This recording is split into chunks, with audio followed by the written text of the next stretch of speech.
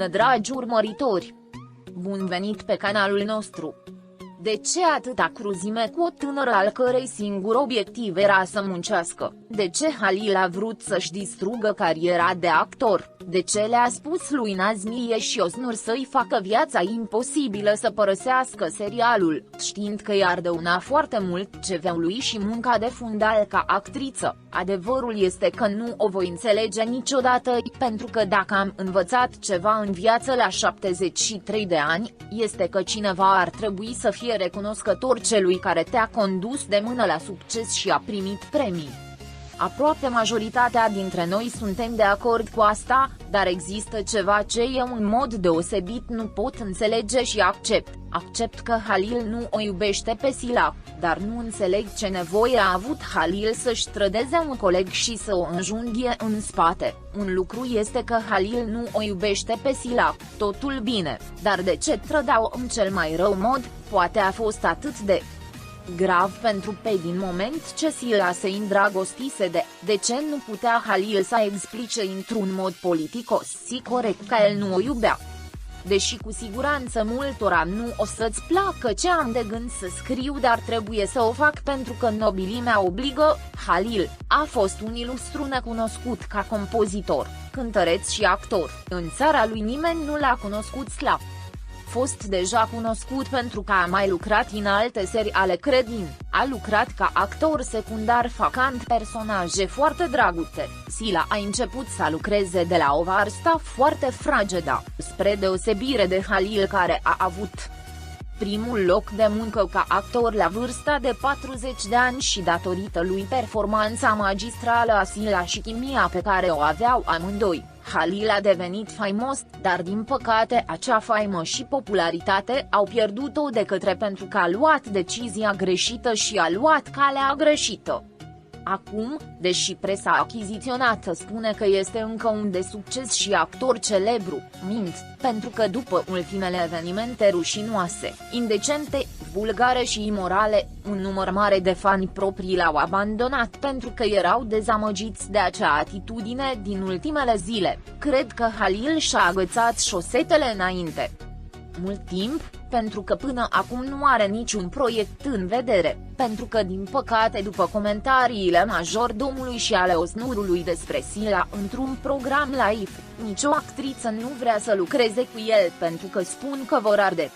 De ce nu suportă că Oznur controlează în fiecare zi și în orice moment mișcările pe care Halil le face alături de partenerul său de actorie? Din acest motiv și pentru timpul de vârf care i-a mai rămas, îi sugerez lui Halil că este mai bine ca să rămână în continuare în emanet cu Nazmiye, Oznur, Nanu ca și presupusa lui noua cucerire Mahasine Merabet, pentru că în afara acelui cerc, din păcate cred că nici o companie de producție nu va dori să lucreze cu, chiar dacă Halil pleacă de la emanet va dispărea din presă. Se vorbește în continuare despre latura pozitivă, datorită cu orice preț dorind ca el să fie iubitul Silei, chiar dacă aceasta declara că este singura și el este trădatorul care a fost, și despre care se vorbește și pe partea negativă pentru că a vândut afară, devenind a lui emanet, pentru cazul bluzei lui Nanuca și pentru presupus marocan. Masca lui Halil pentru mulți a căzut deja, pur și simplu nu-i vede pe cei care îl idolatrizează pentru frumusețe și nici nu se poartă așa cum era înainte. Halil este un narcisist care folosește de multe ori oamenii pentru profit. Credea că Sila, fiind o actriță fără facultate dintr-un oraș mic, nouă, nu era nimeni care să se ridice și să facă ceea ce a făcut. O femeie cu magazine de haine de designer, un tată cu bani etc. S-a gândit că ar fi mai avantajos pentru el și Caramel. Emanet nu era doar el. Pentru mine, a fost nevoie de Sila la acel show pentru a încerca să înregistreze scena morții lui Seher combinată cu Caramel. Era de gândit, cum mai fac unii, deși s-a întâmplat ceea ce s-a întâmplat și a câștigat cazul, că Sila a abandonat totul din lăcomie și să lucreze la un alt serial. Toate aranjate și complotate de Caramel și Halil.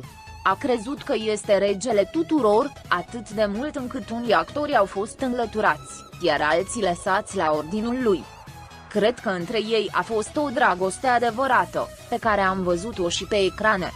Acest lucru nu se putea juca singur, ceea ce Halil a demonstrat și cu Nca.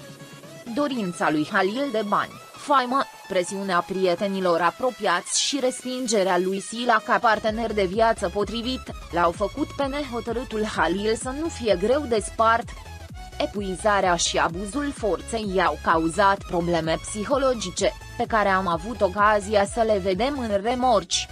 Acest lucru a grăbit decizia finală a lui Halil de a pune capăt oricărui contact cu Sula.